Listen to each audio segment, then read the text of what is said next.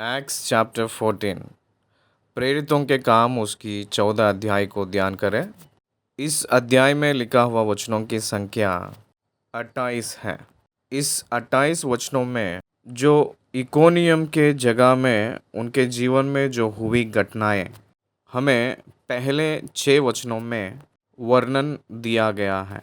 इकोनियम में पौलुस और बरनबास सुसमाचार प्रचार करना शुरू किए थे। तब बहुत से लोग विश्वास किए थे।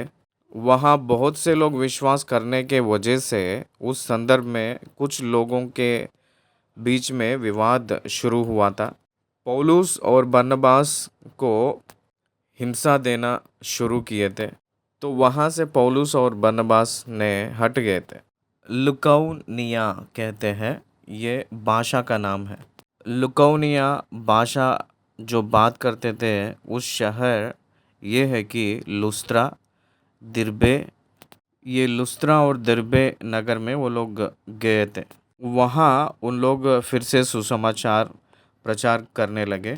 लुस्त्रा नगर में एक मनुष्य बैठा था। 7वीं वचन से लेकर 18 वचन तक इस वचनों के बीच में लुस्त्रा नगर में जन्म ही से लंगड़ा था, निर्बल था। उस व्यक्ति को पौलुस ने चंगा किए थे।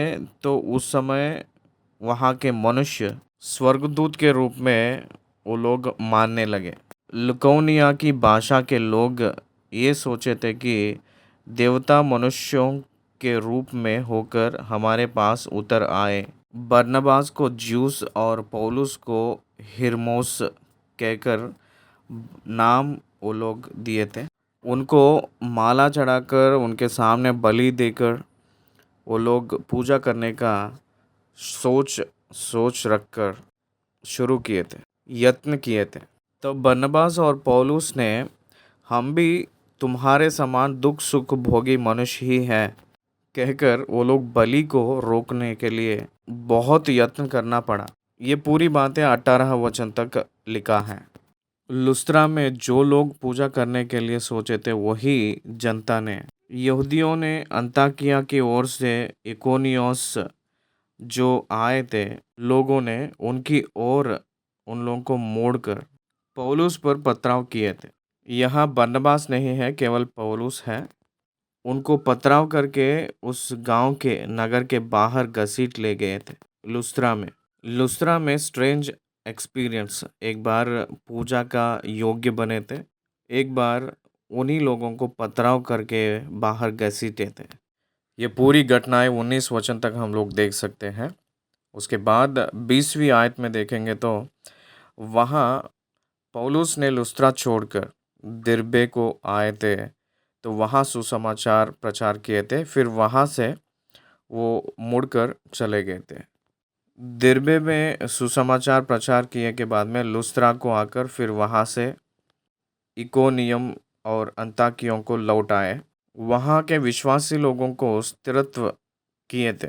जो लोग विश्वास में आए थे उन लोगों को स्थिरत्व करके उसके बाद उन लोगों के लिए प्रार्थना करके उन्हें प्रभु को सौंपकर पिसिदिया देश पूरा घूमकर वहाँ से पंपुलिया पे पहुँचे थे। पंपुलिया से पिरगा में वचन सुनाकर अत्तालिया में आए थे। नीचे भाग में अत्तालिया रहता है। वहाँ से उन लोग जहाज चढ़कर परमेश्वर के अनुग्रह में वो लोग अपने आप को सौंपकर अंताकिया में पहुँचे थे। अंताकिया में आकर सारे कलीसिया को इकट्ठा करके अन्य जनता को परमेश्वर जो अद्भुत कार्य किए वो सारी घटनाएं वर्णन करके उन लोगों के बीच में बहुत दिन तक रहने लगे। लमसम 1 साल तक वहाँ समय बिताए के बाद दूसरी मिशनरी यात्रा में गए थे। उस साल भर काल में जब वो लोग वहाँ रहे थे, एक अद्भुत रीति का काउंसिल यरूशलेम में काउंसिल हुई थी। उस काउंसिल में वो लोग साबित हुए हैं। वो सब 15 अध्याय में पौलुस ने उस काउंसिल में उनकी प्रचार के बारे में लिखा है। इस रीति से 14 अध्याय फ्रेम किया गया है कहकर प्रभु के नाम से अनुरोध कर रहा हूँ। 14 अध्याय पहली वचन से हम लोग पढ़ के ध्यान करें। इकोनियम में ऐसा हुआ कि अगर आप लोग 13 अध्याय 51 वचन में इकोनियम में चले आनंद से और पवित्र आत्मा से परिपूर्ण होते गए कहकर हम लोग 52 में देख सकते हैं। तो उस प्रकार की स्थिति में रहे सो तब इकोनियम में जो घटना हुई थी वो ये है कि आराधनालय में वो लोग प्रवेश होकर बहुत स्पष्ट रूप में बहुत अच्छे विवरण देते हुए सुसमाचार प्रचार किए थे। यहूदियों ने और यूनानियों ने दोनों में से अन्य देश के रूप में रहा हुआ यूनानियों देश भी उद्धार पाया है। तो यूनानियों को ग्रीस के लोग कहते हैं। इनमें से कुछ लोग विश्वास किए थे। जो अनाज्ञाकारिता के यहूदी लोग कुछ लोगों से मिलकर अन्य जनता के साथ जुड़कर बदला लिए जैसे उन लोग किए थे। इसी के कारण उन लोग प्रभु के ऊपर लीन होकर बहुत हिम्मत से प्रचार करते हुए बात करते हुए वहाँ कुछ काल समय बिताए थे। परंतु विश्वास ना करने वाले यहूदियों ने अन्य जातियों के मन भाइयों के विरोध में उस्काए और कटुता उत्पन्न कर दी। वे बहुत दिन तक वहाँ रहे और प्रभु के भरोसे पर हियाव से बातें करते थे और वह उनके हाथों से चिन्ह और अद्भुत काम करवाकर अपने अनुग्रह के वचन पर गवाही देता था। ध्यान दीजिए, सुसमाचार को यहाँ अद्भुत काम, अनुग्रह की वचन, इस दोनों से सुसमाचार बहुत दृढ़ हुई थी। उस शहर में सारे समाज को भेदभाव शुरू हुआ था, परंतु नगर के लोगों में फूट पड़ गई थी। इसमें कितने तो यहूदियों की ओर और कितने प्रेरितों की ओर हो गए। परंतु जब अन्य जातियों और यहूदी की उनका अपमान और उन पर पथराव करने के लिए अपने सरदारों समेत उन पर दौड़े, तो वे इस बात को जान गए और लुकाउनिया के लुस्त्र और दिरबे नगरों में और आसपास के प्रदेशों में भाग गए और वहाँ सुसमाचार सुनाने लगे। लुकोनिया का शब्द का मतलब वो एक भाषा था। लुकोनिया, इसका मतलब लुस्त्रा और दिरबे जो है वो लुकोनिया भाषा बात करते हैं। उस प्रांत में वो लोग भाग गए, वहाँ सुसमाचार की प्रचार शुरू हुई। वो लोग जहाँ भी जाते थे वो सुसमाचार की प्रचार करना तो वो बंद नहीं किए थे। उन लोगों की प्रामुख्य सेवकाई का धर्म ही प्रचार करना सुसमाचार का। उसके बाद लुस्त्रा पे आते ही एक अद्भुत कार्य हुई थी। वो घटना 8वीं वचन से लेकर 18 वचन तक लिखा है। आइए हम लोग पढ़े। लुस्त्रा में एक मनुष्य बैठा था जो पाँवों का निर्बल था। वह जन्म ही से लंगड़ा था और कभी ना चला था। वह पौलुस को बातें करते सुन रहा था। पौलुस ने उसकी ओर टकटकी लगाकर देखा कि उसे चंगा हो जाने का विश्वास है। इसका मतलब सुनने से वो विश्वास किया हुआ व्यक्ति के रूप में वो दिखाई पड़ रहा था। वो चंगा होने का विश्वास उसके कर्मों में दिखाई दे रहा होगा। और ऊंचे शब्द से कहा, पौलुस ने अपने पाँवों के बल सीधा खड़ा हो। तब वो उछलकर चलने फिरने लगा। लोगों ने पौलुस का यह काम देखकर लुकोनिया की भाषा में ऊंचे शब्द से कहा, देवता मनुष्यों के रूप में होकर हमारे पास उतर आए हैं। उन्होंने बरनबास को ज्यूस और पौलुस को हिरमेस कहा, क्योंकि वह बातें करने में मुख्य था। ज्यूस के उस मंदिर का पुजारी जो उनके नगर के सामने था, बैल और फूलों को हार फाटकों पर लाकर लोगों के साथ बलिदान करना चाहता था। परंतु बरनबास और पौलुस प्रेरितों ने जब यह सुना तो अपने कपड़े फाड़े और भीड़ से लपके और पुकार कर कहने लगे, हे लोगों, तुम क्यों करते हो, क्या करते हो? हम भी तो तुम्हारे समान दुख सुख भोगी मनुष्य हैं और तुम्हें सुसमाचार सुनाते हैं कि तुम इन व्यर्थ वस्तुओं से अलग होकर जीवित परमेश्वर की ओर फिरो, जिसने स्वर्ग और पृथ्वी और समुद्र और जो कुछ उनमें है बनाया। बरनबास को भी प्रेरितों कहकर ही बुला रहा है। प्रेरितों कहकर बुला लिए हैं। बरनबास को भी अब प्रेरित कहकर कहा गया है। हमें प्रेरितों के हिसाब में बरनबास को नहीं गिनते हैं, लेकिन यहाँ वचन डायरेक्टली कह रहा है बरनबास भी प्रेरित है कहकर। इसका मतलब the one who sent by God, परमेश्वर के द्वारा भेजा गया हुआ व्यक्ति को प्रेरित कहकर कहते हैं। उसने बीते समयों में सब जातियों को अपने अपने मार्गों में चलने दिया, तो भी उसने अपने आप को बेगवाह ना छोड़ा, किंतु वह भलाई करता रहा और आकाश से वर्ष और फलवंत ऋतु देखकर तुम्हारे मन को भोजन और आनंद से भरता रहा। यह कहकर भी उन्होंने लोगों को बड़ी कठिनाई से रोका कि उनके लिए बलिदान ना करें, परंतु कुछ यहूदियों ने अंताकिया और इकोनियुस से आकर लोगों को अपनी ओर कर लिया और पौलुस पर पथराव किया और मरा समझकर उसे नगर के बाहर घसीट ले गए। इस 18 वचन की आखिरी में पहुंचते ही लुस्त्रा कहकर जो जगह पे उन लोगों की आश्चर्य कामों को देखकर वहाँ जो रहे हैं लिकोनिया जो प्रजा थे, वो लोग इनको पूजा करने की परिस्थिति आया है, उससे रोकने के लिए बहुत कठिनाई से बड़ी रोक लगाने का यत्न करना पड़ा। उसके बाद यहूदियों से, अंताकियों से, इकोनियों से कुछ लोगों को अपनी ओर कर लिए पौलुस को पथराव किए थे और वो मर गया समझकर उसे नगर के बाहर घसीट ले आए। ध्यान दीजिए, इसी नगर में इन लोगों को पूजा करने के लिए यत्न किए थे और इसी नगर में उनको पथराव किए थे और नगर के बाहर घसीट लाए थे। It is the strange experience in लोगों के द्वारा प्रेरितों को। पर अब चले उसके चारों ओर आ खड़े हुए तो वह उठकर नगर में गया और दूसरे दिन बरनबास के साथ दिरबे को चला गया। पौलुस ने एक तरफ हिंसा पाते हुए ही सुसमाचार प्रचार करने वाला एक व्यक्ति के रूप में हमें दिखाई दे रहे हैं।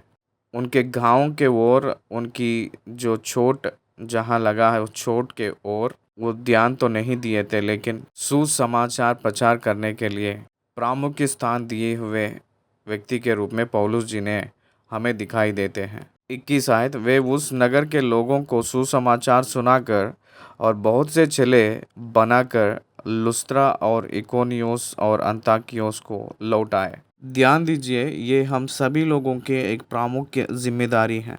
हम लोग अनंत काल तक, जब तक हम रहेंगे तब तक हमेशा सुसमाचार प्रचार करते हुए बहुत से चेलों को बनाना है। आजकल सुसमाचार की प्रचार को लमसम द्वार बंद हुई है। जहाँ भी जाए और जहाँ भी हम लोग सुसमाचार प्रचार किए तो वहाँ विरोध की घटनाएं दिखाई दे रही हैं। परंतु पौलुस जी के दिनों में भी उस विरोधियों के साथ हिंसा भी वो लोग सामना किए थे, मार खाए थे, परंतु वो लोग सुसमाचार प्रचार करना छोड़े नहीं। बहुत से लोग उस सुसमाचार की प्रचार के द्वारा उद्धार में वो लोग आए थे। आज के दिनों में भी सुसमाचार प्रचार करने के लिए, चाहे वो हिंसा भी क्यों ना हो या कष्ट भी क्यों ना हो, अकाल भी क्यों ना हो, तलवार भी क्यों ना हो, बिना रुके सुसमाचार प्रचार करना है। सुसमाचार को बिना रोके प्रचार करने का धर्म आज के सुसमाचारक जो हम सब लोगों के ऊपर ये जिम्मेदारी है। उसके बाद लुस्त्रा, इकोनियम और अंताकिया को लौट आए थे। इसका मतलब पिसदिया की अंताकियों में वो लोग रिटर्न हुए थे। दरबे से वो लोग दे रिटर्न बैक और चेलों के मन को स्थिर करते रहे और यह उपदेश देते थे कि विश्वास में बने रहो और यह कहते थे हमें बड़े क्लेश उठाकर परमेश्वर के राज्य में प्रवेश करना होगा। आजकल मसीह वालों को, सुसमाचार प्रचार करने वालों को ये बात पसंद लगता है क्या? हमें बड़े क्लेश उठाकर परमेश्वर के राज में प्रवेश करना होगा कहकर जो बात है, क्या ये पसंद लगेगी? परमेश्वर के राज की व्याप्ति में, राज बढ़ाने में क्लेश उठाना है, कष्टों को अनुभव करना है, कभी कभी हिंसा को भी हम लोग झेलना है। परमेश्वर उसको डिज़ाइन किए थे। यीशु मसीह ने उद्धार को लाने के लिए क्रूस पे कितनी प्रकार की त्याग को वो करना पड़ा, कितना प्रकार की कष्ट और हिंसा वो उनको अनुभव करना पड़ा, ये सब हम सभी को पता है। वैसे ही प्रेरितों भी अपने जो प्राण को सहित वो लोग दे दिए थे। आज की कलीसिया, आज की सुसमाचार के भीड़ जानना ये बात ये है कि यीशु मसीह के सुसमाचार की सेवा में कष्ट, तकलीफ, मुसीबतों को सामना करने का मौका भी है। उस प्रकार की सुसमाचार को सुनाने के लिए बिना रुके, बिना मुड़े सुसमाचार को ही प्रामुख्यता देना है कहकर यहाँ इस वचनों के द्वारा हम लोग एक चेतावनी को पा सकते हैं। 23 वचन, और उन्होंने हरेक कलीसिया में उनके लिए प्राचीन ठहराए और उपवास सहित प्रार्थनाएं करके उन्हें प्रभु के हाथ सौंपा जिस पर उन्होंने विश्वास किया था। Wonderful statement. प्राचीनों को नियुक्त किए थे, हर एक कलीसिया में प्राचीनों को नियुक्त किए। आदि प्रेरितों की कलीसियाओं में ही प्राचीनों को नियुक्त किए। डीकन्स, ये डीकन्स की कर्तव्य कुछ है। कलीसिया में प्राचीनों ने कुछ निर्णय लेंगे डिसिप्लिनरी के रूप में चर्च को डेवलप करने के लिए। कलीसिया के प्राचीन बहुत ज़रूरी हैं। कलीसिया के जो चरवाहा के साथ वो लोग मिलकर कुछ जिम्मेदारियों को वो लोग निभाते हैं। प्राचीनों को नियुक्त किए हैं, इसका मतलब कलीसिया की उस अनुशासन सिखाना। उसके बाद वो लोग उपवास रहे थे और प्रार्थना किए थे। आजकल उपवास में रहकर प्रार्थना करना ये घटना बहुत कम हो गई, हम लोग को बहुत कम दिखाई देती है। उपवास रहकर वो लोग प्रार्थना किए सो तब उनका कमिटमेंट्स जो है रेन्यू हुई हैं, वो लोग स्थिरत्व हुए थे। उन लोग विश्वास में यकीन किए थे प्रभु को। जिस प्रभु को वो लोग यकीन किए थे उनके वजह से चेले लोगों को सौंपे थे। तब पिसदिया से होते हुए पंपुलिया पहुँचे। उन लोग रिटर्न हो रहे थे, दरबे से लेकर पीछे वापस आ रहे थे। पंपुलिया को आए के बाद उसी में पिरगा के नगर में आकर सुसमाचार वचन सुनाकर अंतालिया में आए थे, अत्तालिया को आए थे। और वहाँ से वे जहाज़ पर अंताकिया गए, जहाँ वे उस काम के लिए जो उन्होंने पूरा किया था परमेश्वर के अनुग्रह में सौंपे गए थे। वहाँ पहुंचकर उन्होंने कलीसिया इकट्ठी की और बताया कि परमेश्वर ने उनके साथ होकर कैसे बड़े बड़े काम किए और अन्य जातियों के लिए विश्वास का द्वार खोल दिया। ये लोग अत्तालिया से सेलोकाई को आए थे। पंपुलिया से पिरगा को वो लोग जहाज़ पे आए थे और उसके बाद अत्तालिया से वो लोग सेलुकाई को आए थे और वो लोग सीरिया में रहा हुआ अंताकिया को 15 मील वो लोग पैदल आए थे।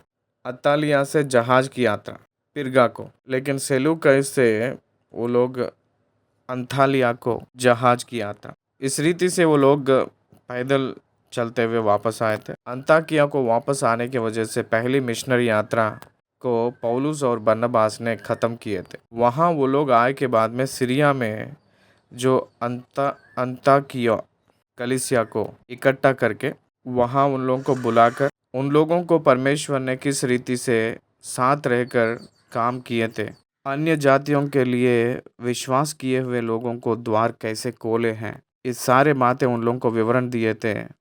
और उन सब लोग और वे चेले को साथ बहुत दिन तक वो लोग रहे और आनंद किए। इसलिए दे प्रेजेंटेड द रिपोर्ट। पहली मिशनरी यात्रा में जो हुई वो सारी घटनाएं कलीसिया को रिपोर्ट किए थे। वहाँ कुछ काल उन लोग विश्राम किए थे। उसके बाद यरूशलेम में एक काउंसिल हुई थी। पतरस के नेतृत्व में एक प्रत्येक रूप की सभा नियुक्त किया गया है। उस सभा में बहुत सी उस निर्णय को वो लोग लिए थे। उस सभा में ही पहली मिशनरी यात्रा में पौलुस जी ने बताए थे। 15 अध्याय पूरा इस सभा का विवरण से भर गया है। इस रीति से 14 अध्याय को हम लोग यहाँ खत्म कर रहे हैं। धन्यवाद। एक बात में बताना है तो 13 और 14 अध्यायों में पवित्र पौलुस ने बरनबास के साथ मिलकर उनकी पहली मिशनरी यात्रा को शुरू करके खत्म किए थे। उस मिशनरी यात्रा में वो लोग जहाँ जहाँ गए थे उस प्रांतों को एक बार याद करके खत्म करेंगे। यरूशलेम से सीरिया में अंताकिया को बरनबास और पौलुस पवित्र आत्मा के द्वारा भेजे गए। तब वहां से निकलकर अंताकिया से सेलूकई को आकर वहां से लेकर कुप्रा, सलामी, पापू केकर प्रांत में आकर पापू से पिरगा से पिसदिया में जो रहा हुआ अंताकिया को और अंताकिया से इकोनिया को आए थे। 13 अध्याय वहाँ खत्म हुई है। 14 अध्याय में इकोनिया से लुस्त्रा को गए थे। लुस्त्रा से दिर्बे को गए थे।